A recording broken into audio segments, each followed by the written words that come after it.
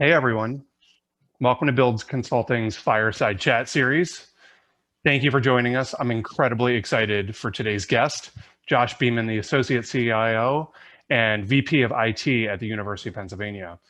I'm the less interesting guest. I'm Kyle Haines, a founding partner at Build, and these chats have been an opportunity for me to have conversations with leaders like Josh, influencers and experts in the nonprofit sector, technology sector rather, and beyond. So today we're talking to somebody with a lot of higher ed experience. So I'm fascinated to hear his perspectives and experiences. So I thought for today's chat, what would be interesting, at least for me, would be to learn more about how the University of Pennsylvania creates this platform of innovation. And in getting ready for today's fireside chat, Josh actually made the comment that Penn is like a small city. And once he said that, my brain got spinning about the complexity of not only the physical infrastructure of a city, but the complexity of the customers that you must have to serve. And I extended the metaphor to think about all of the neighborhoods that you have to serve. And so I'm incredibly excited for today's conversation. And Josh, thank you so much for making time out of what I presume to be a very busy time for you. Oh, it's great. Thank you for having me. It's nice to talk to you about this stuff. Yeah, totally. So for folks who might not be familiar with what an associate CIO does, I'm wondering if you could just ground people in what your role is at Penn. And just as a reminder, I know reasonably small words, so you're going to have to go slow and with monosyllabic words. No problem. One of the things I learned from a prior boss was the value of storytelling. So I'll try and include lots of storytelling. That usually helps, or puts you to sleep. I mean, ACIOs take different forms, and I think that's true for CIOs too, right? They're typically a reflection of whatever the business is and what the CIO is. So I mean, the different models that I'm familiar with is sort of notion of like an inside CIO versus the outside CIO, which is a way to divide those duties, or a chief of staff, somebody that's sort of keeping things running, a deputy. Sometimes it's sort of a technical position versus the political one. I think one thing in common amongst the people that I'm aware of that have this role is that, so the CIO role, there's a guy named Peter Metis Peter High, at Meta Strategy. He's a really smart guy. It's a podcast worth listening to. He sometimes refers to the CIO now as a CIO plus, and what he's trying to acknowledge there is that it's more than just technology or infrastructure that CIOs are responsible for. They're C-level executives with a lot of different responsibilities, and I think to be successful, those sort of CIOs or CIO pluses in the modern era, what they need is to create space in their calendars. So they're looking for a way to sort of offload some of this responsibility. And I think that's the sort of commonality between these various duties. At Penn, this was part of a discussion about succession planning, which is a whole other complicated situation all by itself. But a little bit about Penn. I mean, you mentioned it's a small city. Penn's primary goals are teaching, research, and service. Service meaning like the vet school or the dental school or the law school. We've got 22,000 students, we've got 5,000 faculty, we've got 13,000 staff, not including the health system. We got an $11 billion budget. I mean, it is like not a single entity. It's 12 schools, the Wharton Business School, the law school and the med school. It's also 30 cost centers. So we've got a police force, we've got a recreation facility that's putting on sporting events. We're a landlord to all these students. Like, it's crazy. And each of those folks runs their own budget. They make their own decisions. They've got their own IT shop. So that's why when I sort of talk about the fact that it runs like a city, I get calls from vendors all the time. Like, you don't want to talk to me. There are people out there that are making individual decisions with budgets that you want to talk to. But at the same time, you don't want those 40 schools and centers all making individual decisions about like what payroll system to have, or else that would be chaos, or what network to have, or what security policies to have. So my group, the central IT group, oversees what I'll call the digital infrastructure that the campus is running on. And we try, whenever possible, to coordinate those diverse schools and centers and identify opportunities for like efficiency and solutions across the role. So my role, a long answer to my role as the ACIO, is focused on internal business activities for that central computing group. So I'm looking at service management, portfolio and project management, finance, purchasing, contracts, internal systems and tools, HR, communications. It's sort of oftentimes called the office of the CIO. And we use governance We use strategy.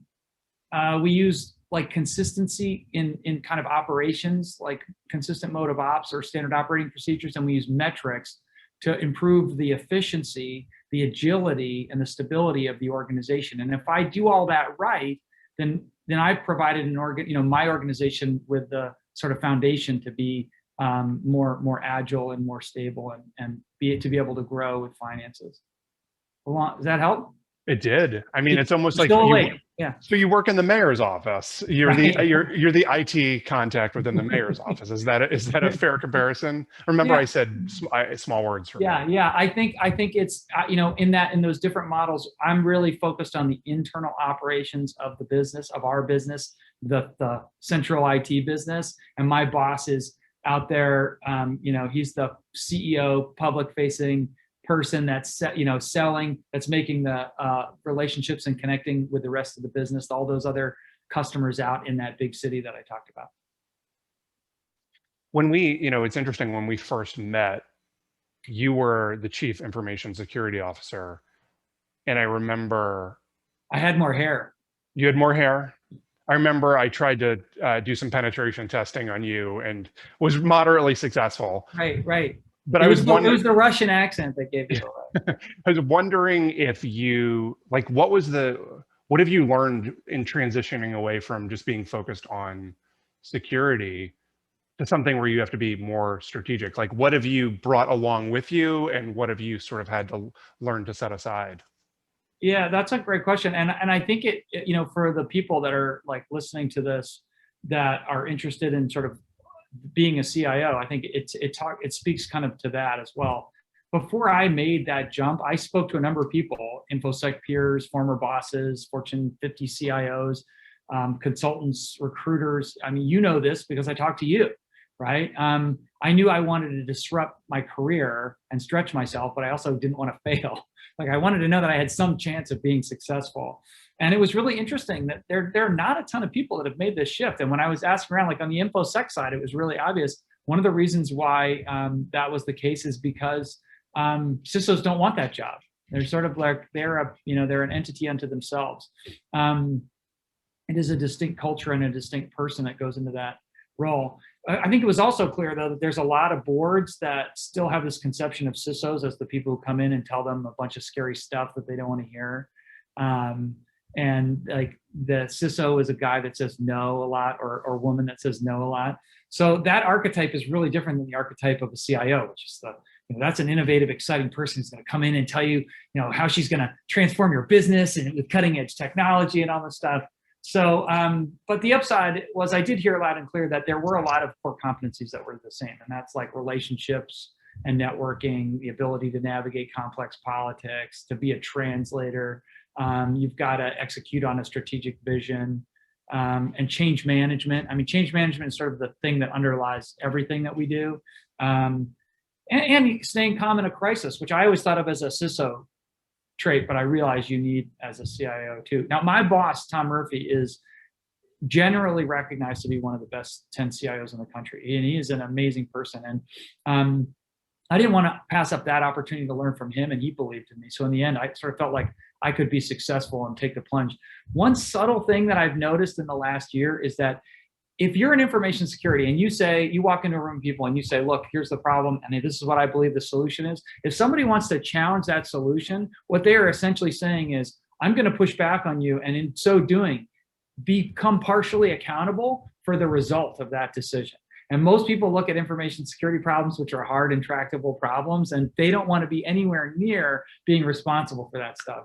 Whereas when you're in the CIO role, there's much less sort of sense of being deferred to as some kind of SME. Like, everyone has an opinion about technology. Everybody has a phone or has a piece of technology in their house, and their kid is doing this at their college, or how come, my wife works at a company where they do this. So you walk into these meetings and everybody has an opinion that's equally valid as yours. So, which is a long way of saying that those other skills that we talked about, coming with data, coming with strong relationships, being great at communication, you got to work all those really, really hard. And in the end, it's a lot less about technology and much more about people, and managing change and communication.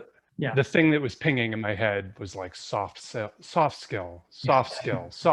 Like there's not a, you can't go out and become an accredited CIO and be really successful in some of the things you were talking about, being a good change manager, sensing when change is getting overwhelming for people or something's off track. Like that's such a soft skill, right?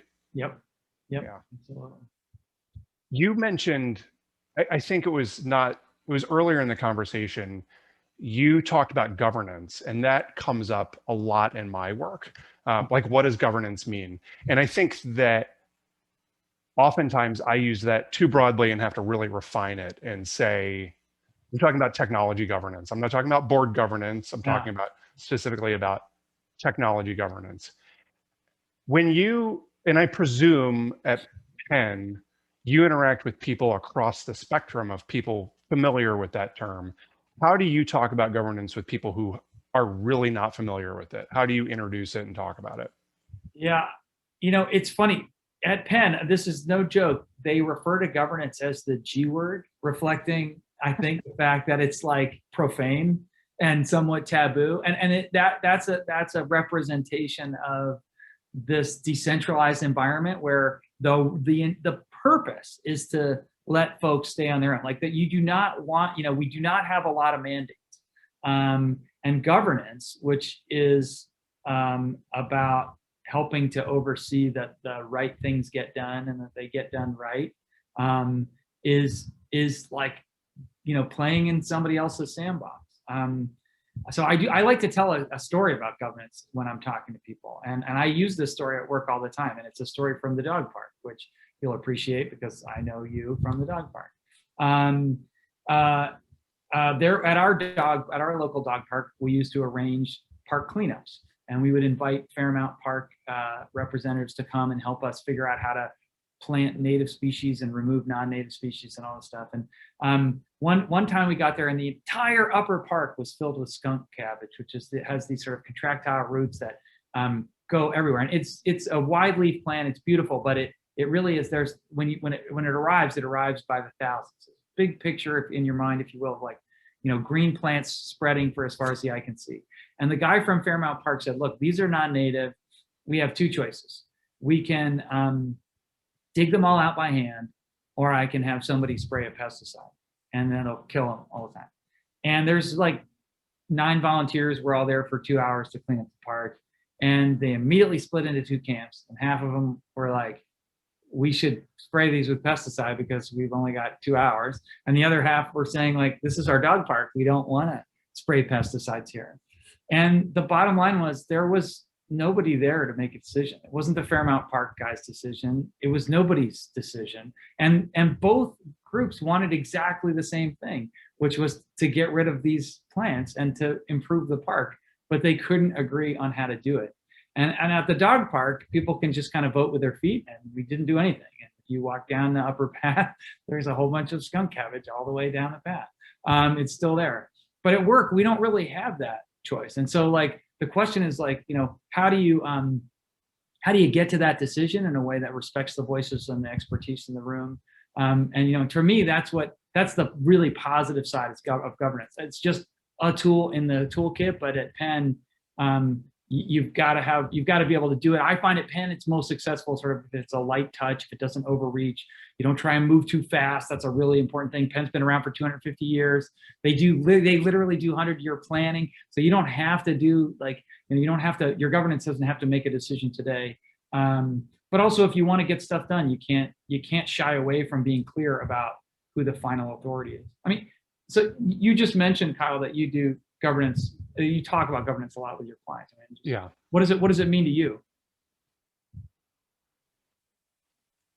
I think there's a couple of, I kept thinking as I was listening to you about how governance, and I don't think I had really made this strong of a connection. It is a big part of change management, right? Because oftentimes you talked about people now have such greater familiarity with technology than they did 20 years ago.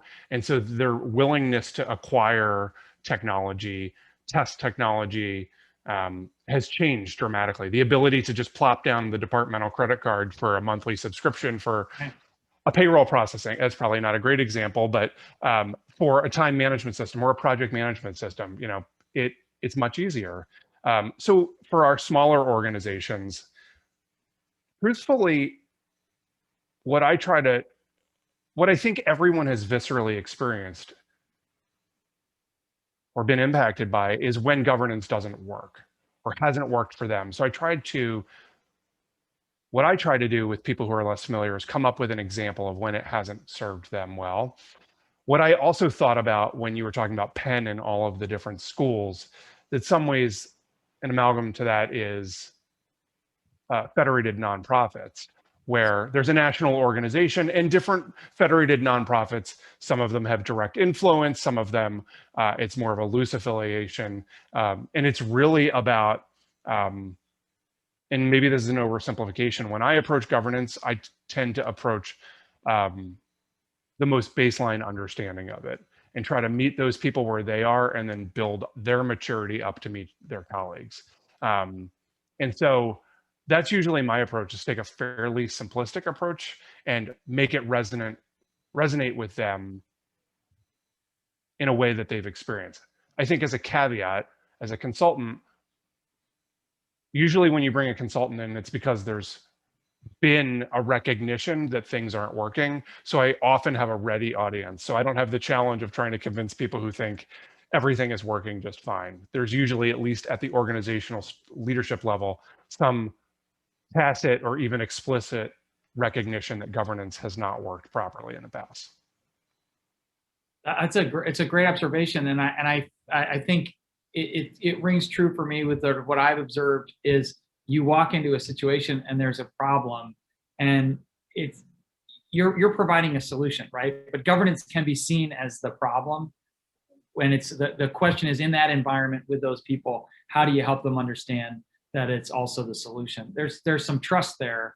Once it starts to be successful, I think people loosen up a little bit and start to trust it and start to appreciate it. I don't know if you have this issue, but like the two questions that come up in Penn all the time are who decides and who will pay.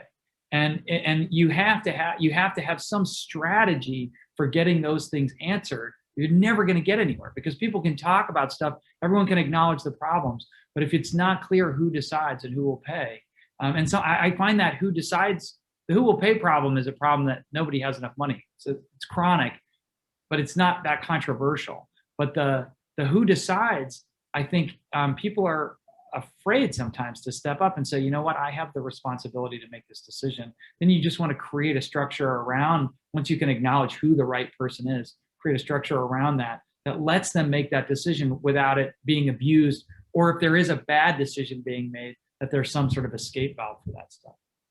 You talked about this earlier. I mean, this is why I made the link to change management. I think that what it took me a long time to realize as a CIO is, I can say it, and I tend to say it in these ways, that everyone gets a voice at the table. Not everyone gets a final vote. And I think that's a big part of, and another way that one of our change management practitioners at Build talks about it is, everyone should be heard. Change management is about making people feel heard. It's not making about everyone happy. Because you going back to that dog park example, and I didn't happen to be there, if you made everyone happy, there wasn't a solution by which everyone was going to be happy, right? There wasn't a middle road. He wasn't proposing an organic solution or some other solution. That's right. So, I like how you distanced yourself from the volunteer. I was not there at that time. No. Or else, yeah. I'm sure you would have solved it for us. I think that scapegoating others is a big part of being a CIO, but that can be a separate webinar topic. Well, I touched on it. This idea of the challenges of what we're talking about in a highly decentralized environment, and that's what I hear when you talk about Penn. And I'm wondering, given that decentralization is part of the DNA of Penn, what are your strategies for being successful in an organization where you know that things are going to happen outside of your immediate visibility? Like, do you have any practical suggestions for folks about how you manage that and what's acceptable and how you raise a flag and say this is concerning, or the places that you might say this is not where I'm going to focus my energy in terms of being prescriptive about governance or prescriptive about what the role that you might play in a specific technology initiative.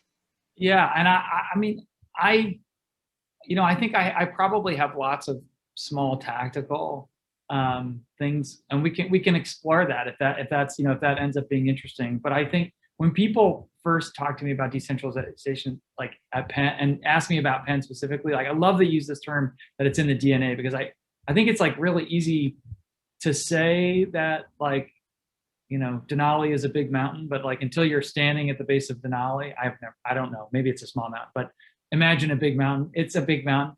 And people say that Penn is decentralized, but I don't think they truly understand how decentralized it is. And that is, Penn uses a budgeting framework called responsibility-centered management. And that is how we do our finances, which is to say that every department has its own budget.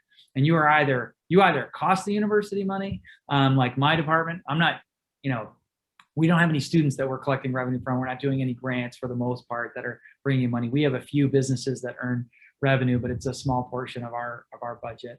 And so you're either sort of a tax on the university, or you're part of the people that are bringing in stuff. And either way, you're managing down to your bottom line. And so it really is in the DNA. And so one of my key lessons from that is, if your goal is to try and make it centralized, you're probably not going to be successful.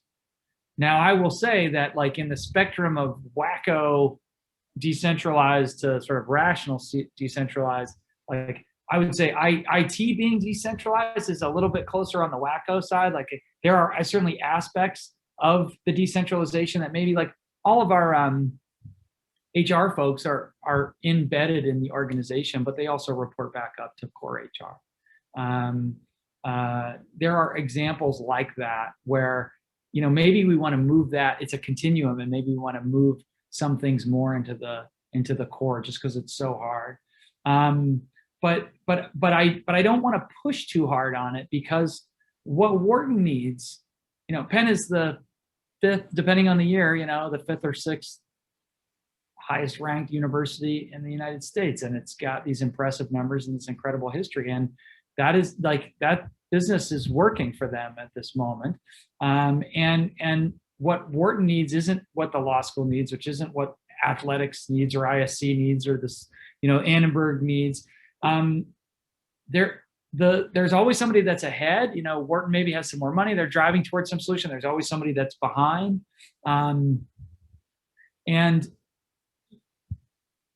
that's by design, I guess. And that means, that there is a whole bunch of, there are certainly downsides that everybody can point to about that model, but there are also some amazing upsides. And again, the downsides are relatively easy to identify. I mean, you've identified them. And I think that your example of these sort of federated nonprofits is a perfect one. I tend to think of it as sort of states and federal government. Like, I'm part of the federal government, and the schools and centers are part of the state governments, and we try and push as much power to the states, but sometimes you need sort of universal stuff.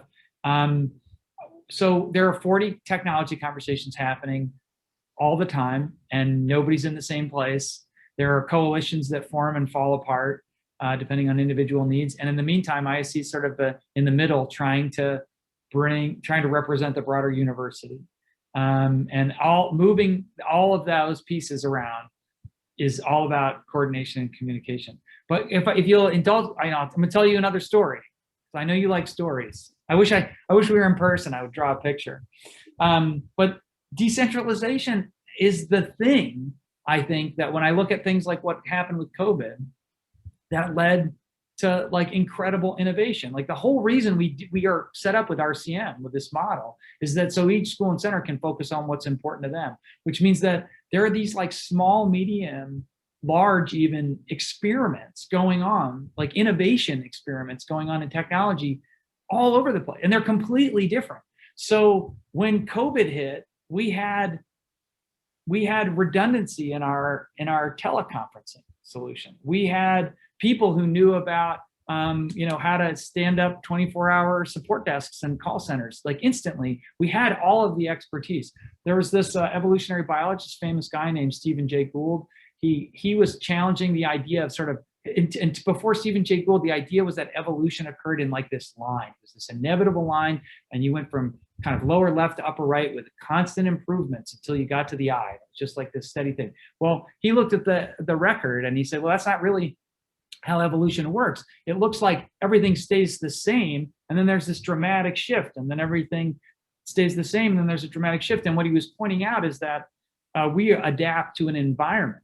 We all adapt to an environment, and there's the center of that environment is where the best sort of adaptive traits take place. But at the edges of that environment, there are all these mutations going on that are kind of appearing and disappearing and dying out instantaneously all the time. Well, when the environment shifts to over here, then suddenly this sort of minor mutation becomes the dominant and most well-adapted thing. And I saw that in real time with COVID, that we had this sort of flourishing of ideas. And as the environment changed, Penn was already positioned to take care of it. So it's easy to sort of look at the downsides of decentralization, but I would say that you look at like our ability to transform our entire business in 3 weeks to online teaching, and I say like there's some really great things about it as well.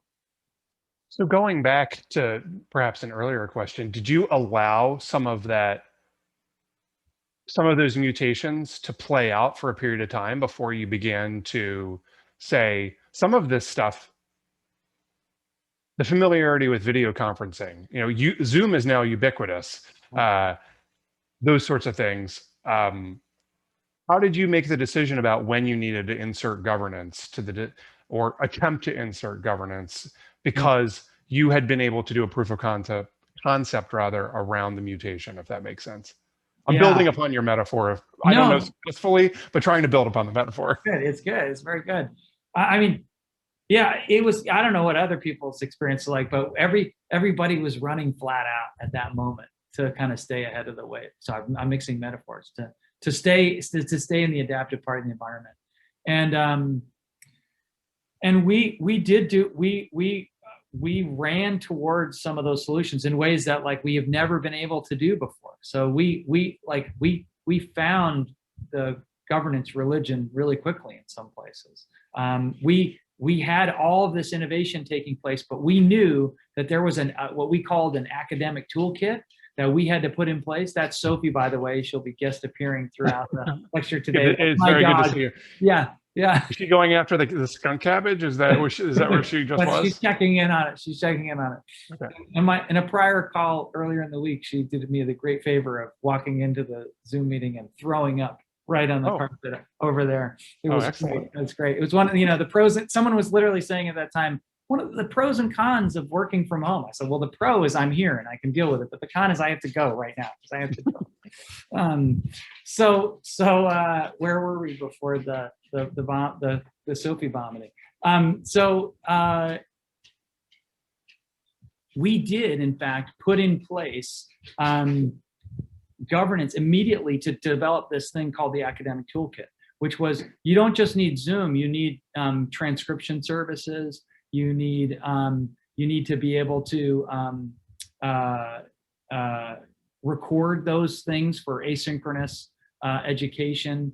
There are a bunch of classroom polls and things to help grading and that kind of stuff. So there was a whole sort of toolkit that we needed, and we had solutions all over campus on this stuff.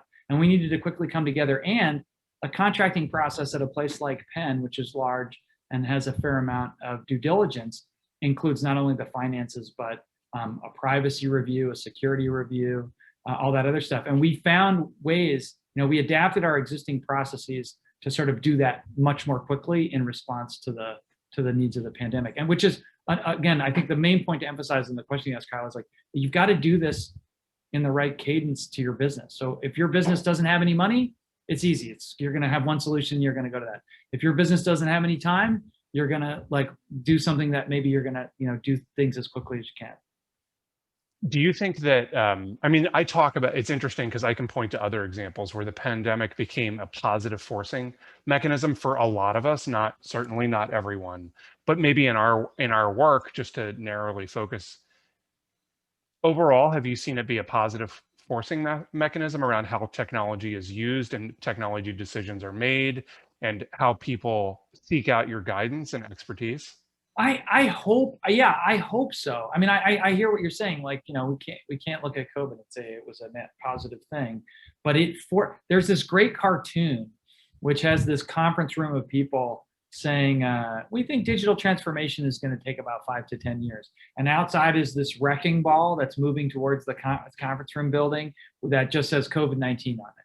And I think that there were a lot of things that I was saying, knowing our culture, knowing the sort of how long these things take, that we were saying we're going to take a really long time, and they happen very, very quickly. I don't know how often my boss got a call from the president of the university. I mean, he's a vice president, he's an officer of the university, but I don't know how often she was calling to say thank you. During COVID, that happened a lot. And IT was at the table for not just the Zoom conversations, but we were there for how to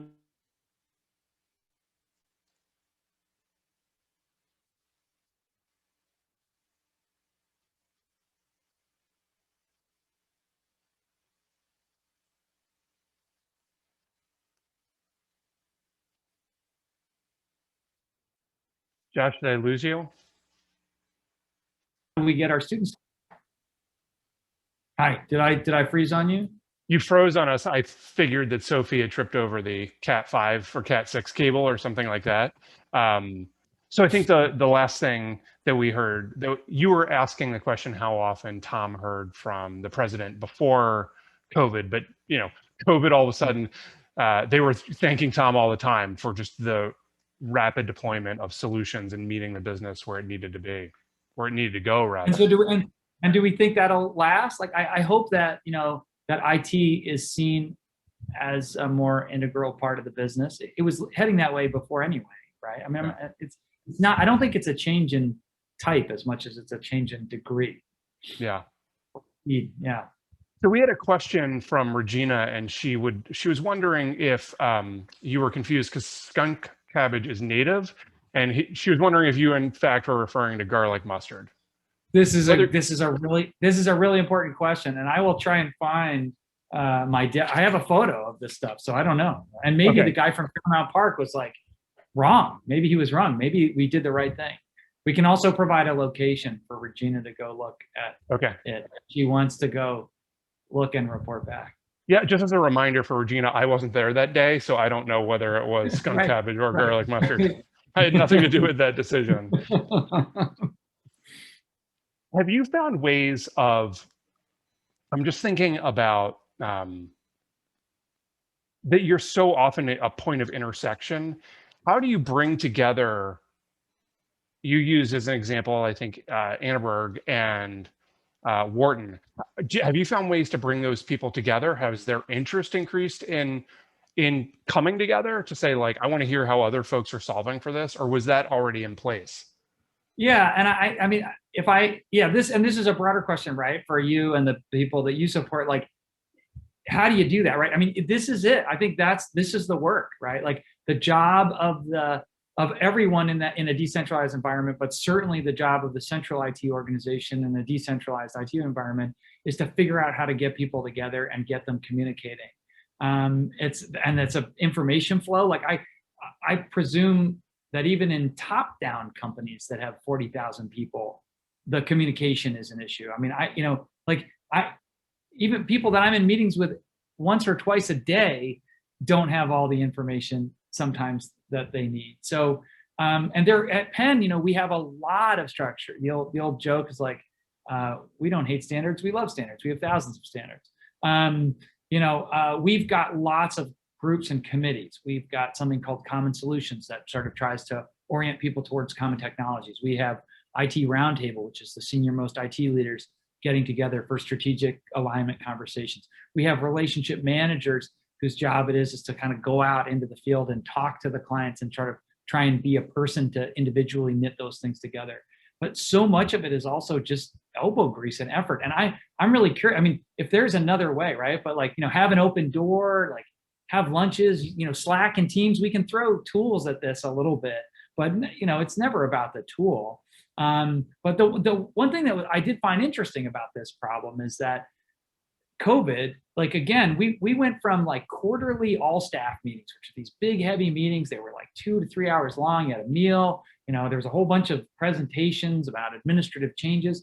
Now we get together on Zoom, Teams, whatever, 30 minutes every other Friday.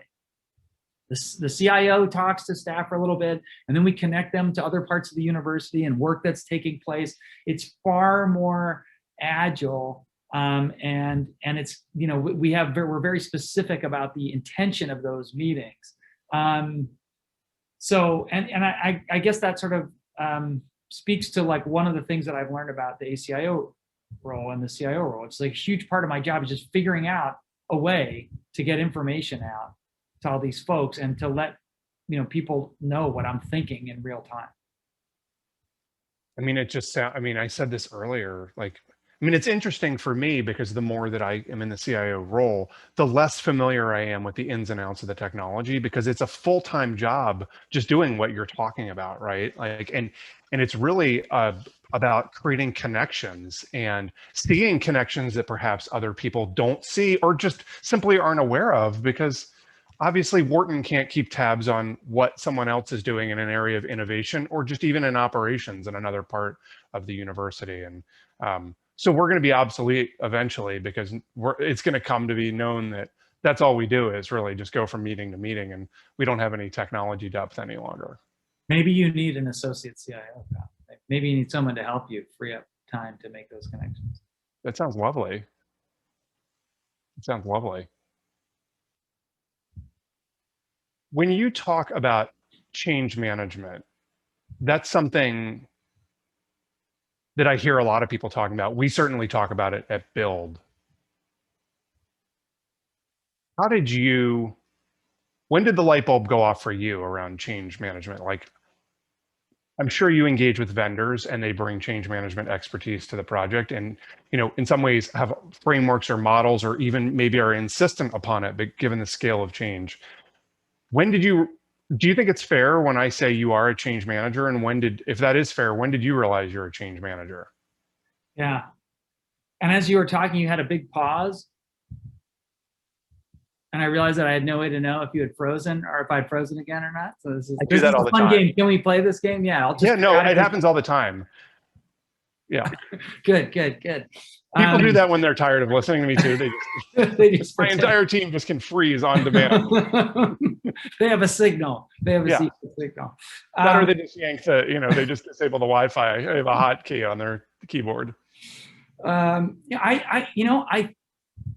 mean, I'll say this, like, maybe this is like well understood, but it wasn't to me. It's all about change management. I think that's the whole job. I mean, we can give it lots of other names, but I think like it's a discipline. And I mean, one of the things I've recognized is that the being good at it at Penn might not make me good at it at Build or one of your clients. That there's sort of a specific approach for a company or a group or a project that might not work for the next company, group, and project, which means that you got to know your business really well, and you got to know your customers and the technology, and I think that you have to be pretty creative. But I think this is all about change management and also project management. I had a huge overhaul of a security program a couple of years ago, and 18 projects all moving at the same time, like, a 3-year, multi-million-dollar program. Could not have done it without the person who was at the time the deputy CISO, who was a really effective project and program manager. And all of that is about like.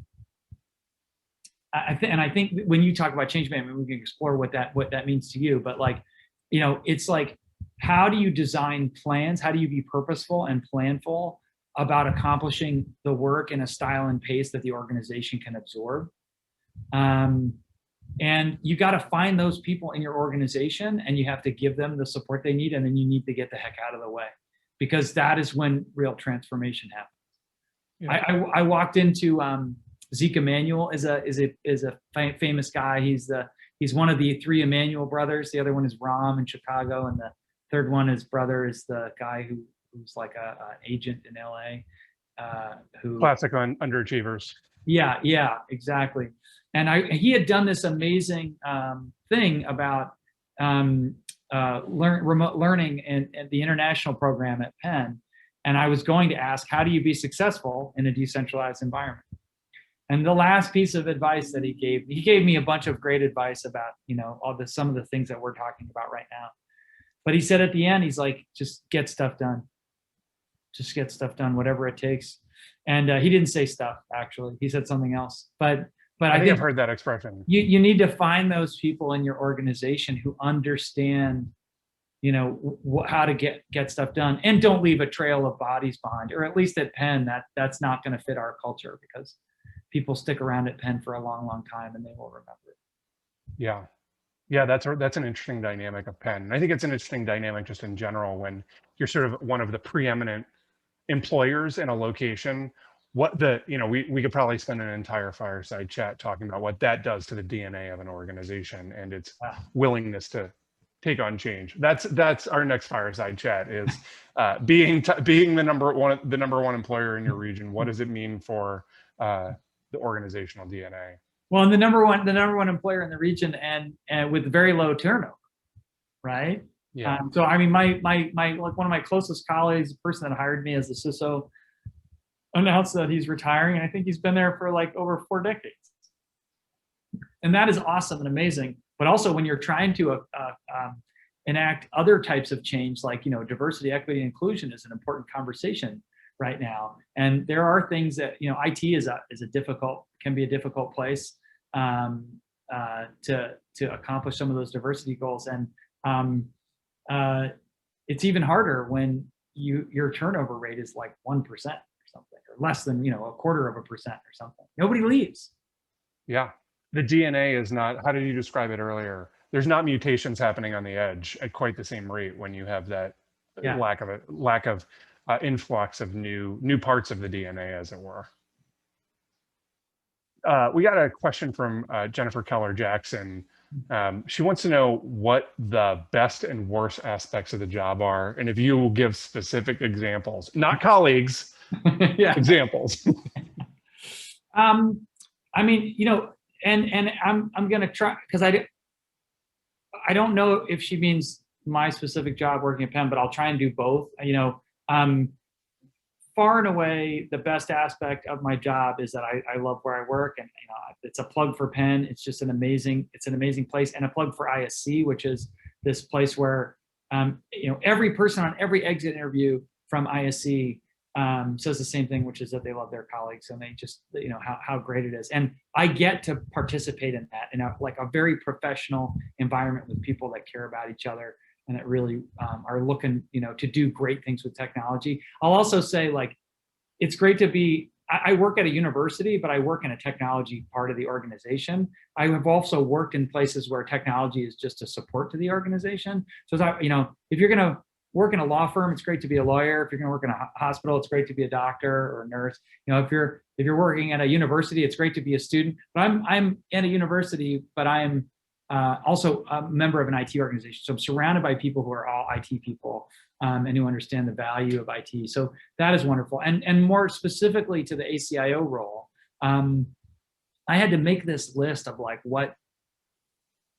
what made me happy at work when I left what I thought was my sort of calling, which was information security. And I realized that, yes, I loved information security. I love how it changes. I love those problems. They're hard problems. I also love justice. I like catching bad guys. But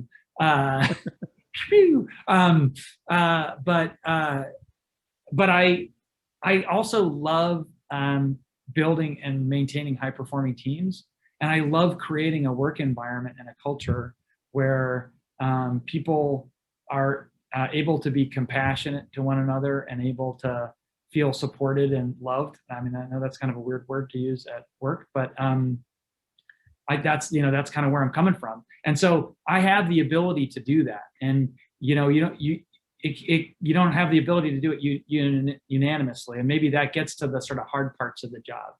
hardest part of the job, one of the hardest parts of the job for me is I'm not the boss. I'm the guy that helps the boss achieve his vision. And fortunately for me, my boss is got a great vision, and he is very good at his job. And he also wants to create an environment where people feel supported and compassionate, all that other stuff. But I have to be careful. Ultimately, my job is to make him and the rest of the organization look good. And it's just a different dynamic, because the nature of the job is that sort of supportive stuff. When I was doing information security, my job was to do the information security thing. But in this job, sometimes I'm coming in and I'm sort of asking people to do things on behalf of my boss, and they're like, well, why didn't he come in? So yeah, I hope that's a good answer. Thank you. Question, Jennifer. Yeah. One of the things I really wanted to get to this question, because I thought it was so provocative, and I enjoy being provocative, is this idea. It's my shirt, isn't it? You're going to ask me about my shirt. Yeah, it's very provocative. I knew it. Yeah. What you said, a lot of times digital transformation fails. And of course, like as a consultant, I can never say that out loud. It's always successful, especially when we're involved.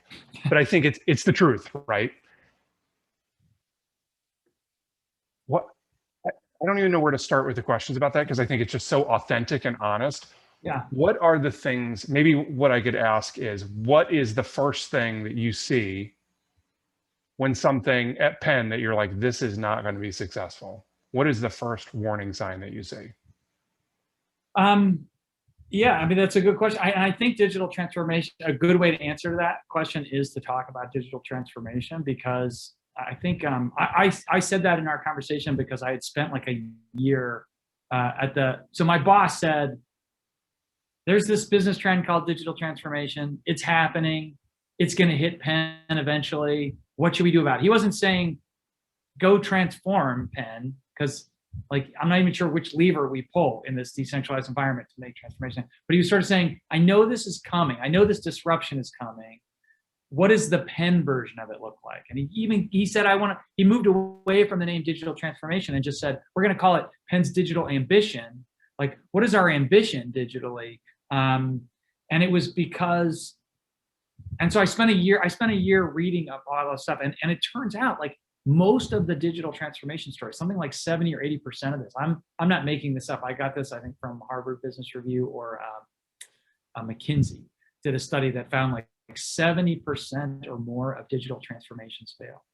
And digital transformation is actually not new, right? It dates back maybe almost up to a decade ago, but I think that it really started clicking in the last 3 to 4 years for many companies that were making significant investments. And I'm going to get to your question about sort of like, how do you know when something's not right? And I think it was about understanding what is digital transformation, what is its role in your business, and what are the things that allow it to be successful. And I think you can apply that same logic to other activities and say, why are we doing this? What is the purpose, and what are things that look like this that would make it successful? And there are a ton of themes in successful digital transformations. There's like, I think of it like a stack, like a technology stack. There's that sort of base level stuff that people actually, maybe we should stop for a second, Kyle, and just say like what I think digital transformation is, because I don't want to have this conversation. Sure. Sort of, I know that you like the small words. I don't want to lose it. In fact, I'm Googling it furiously right now. Yeah, that's right. Yeah, he said something about, I was in Washington, D.C., and I had my dog with me, and I was commuting back and forth from D.C. to Philadelphia, and I got a new laptop, and I didn't have a charger. It was an Apple laptop. And I got home, and I had like enough battery life to be on the train, but I'm like, I'm going to need this for the weekend. And so I had my iPhone. I was walking the dog, and I Google mapped Apple Store, and it turns out there was one like a couple of blocks, like a mile from where I was. So I hit like directions because I didn't even want to think about it. I'm walking the dog, listen to a podcast. Every once in a while, the lady comes on, tells me turn left, turn right. And suddenly I'm standing outside of an Apple Store. It's also now starting to drizzle. And I'm with a dog, and it's like 5 o'clock, and this was in Georgetown, and it was kind of bonkers, crazy busy. And I'm standing outside the Apple Store. Have you ever seen the Apple Store? It's like a glass front. and I'm I looking know that inside Apple store the in Georgetown. promised land. Yeah, okay. So there's like people inside, and I'm sort of standing in there like a sad, you know, Charlie from Charlie and the Chocolate Factory, just sort of looking inside, like, do I really want to do this? It's like 5 o'clock, and this person inside the store comes out and says, did you want to come in? I said, well, I'm thinking about it. I was like, but I got the dog and it's starting to rain. And I don't really want to tie her up. And he said, no, you can bring the dog in the store.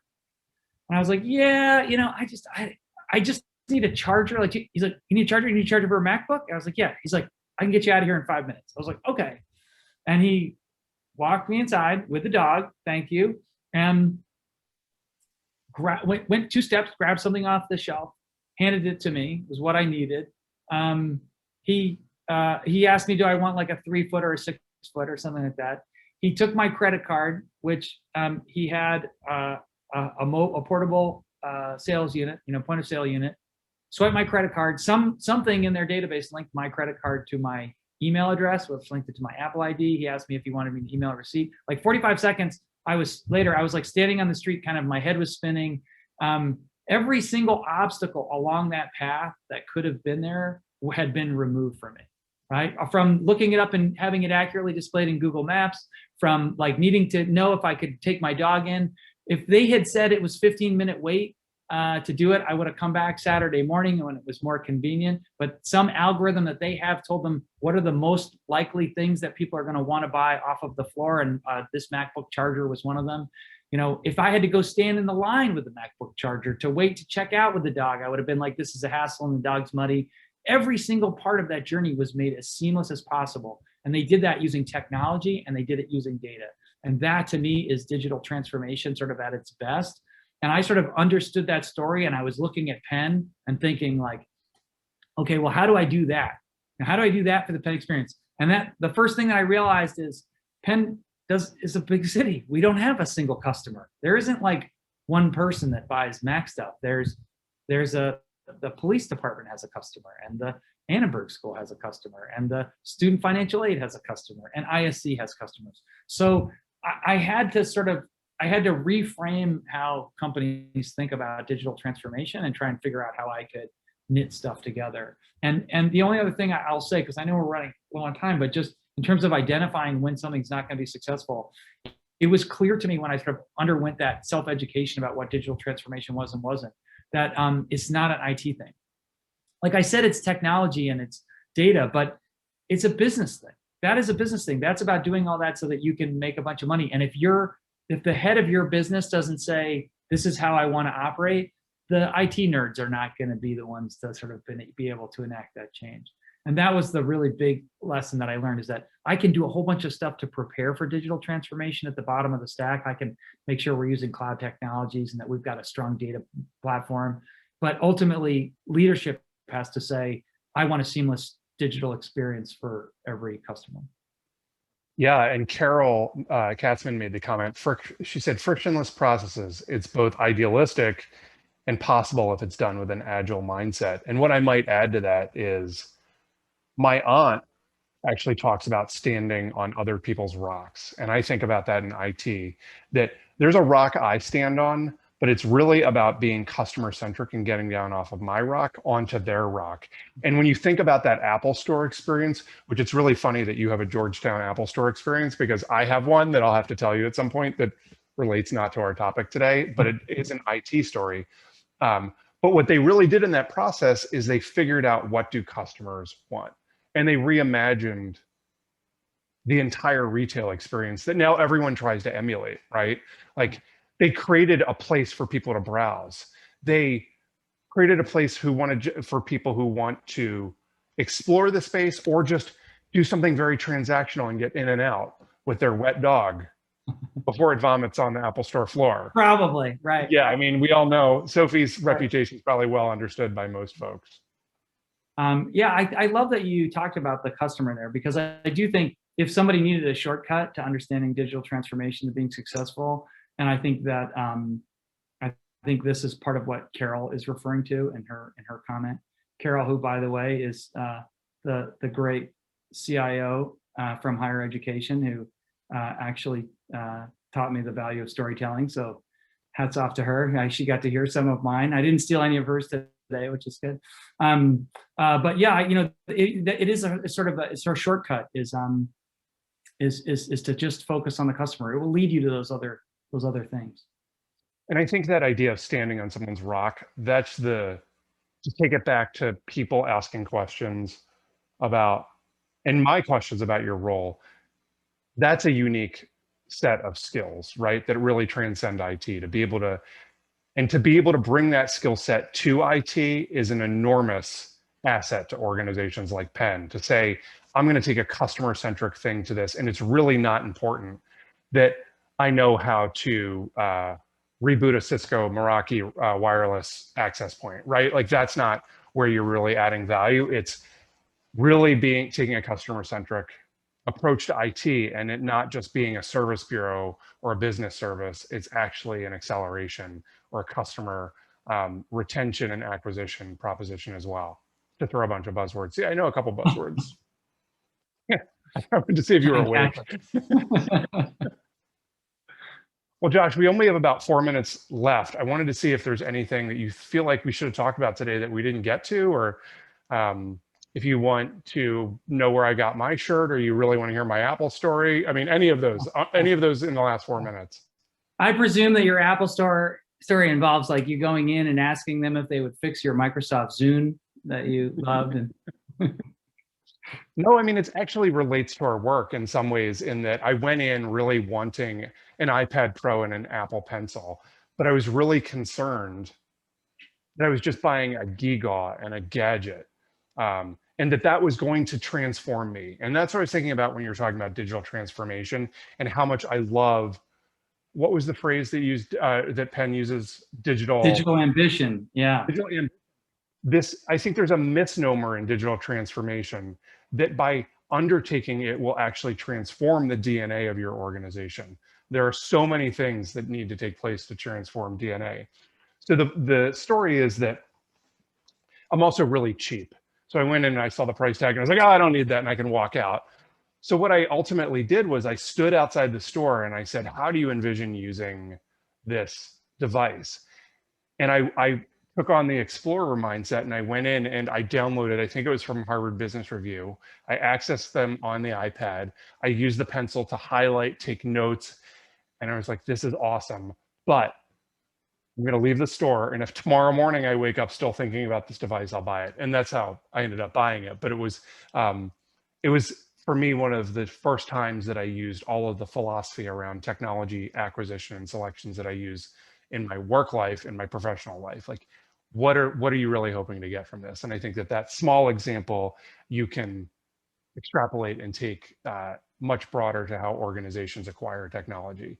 Are you really expecting the technology to be the transformative lever, or what else needs to transform as well?